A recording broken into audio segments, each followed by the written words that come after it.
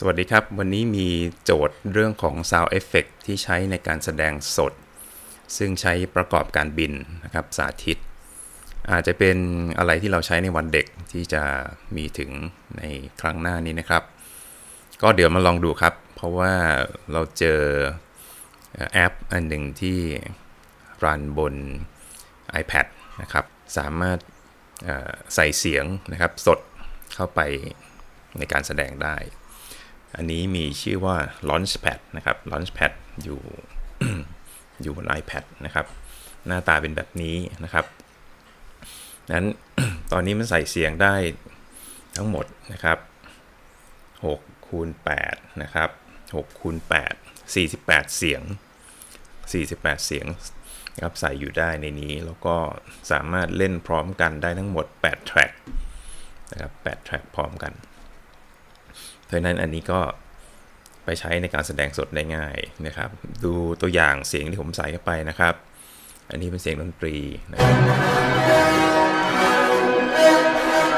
อันนี้เป็นเสียงบิน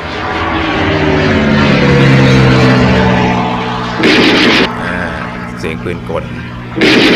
นะครับเสียงบินบินระดับสูงหน่อยนึงอันนี้ลายบินผ่าน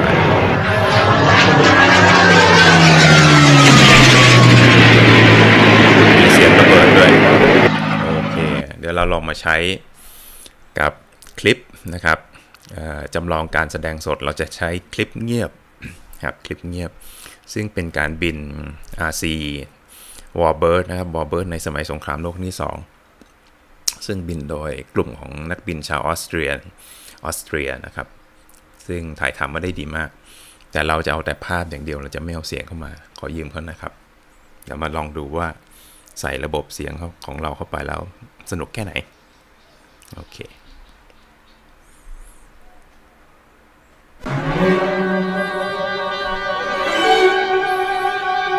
ใส่ดนตรีเข้าไปนะครับ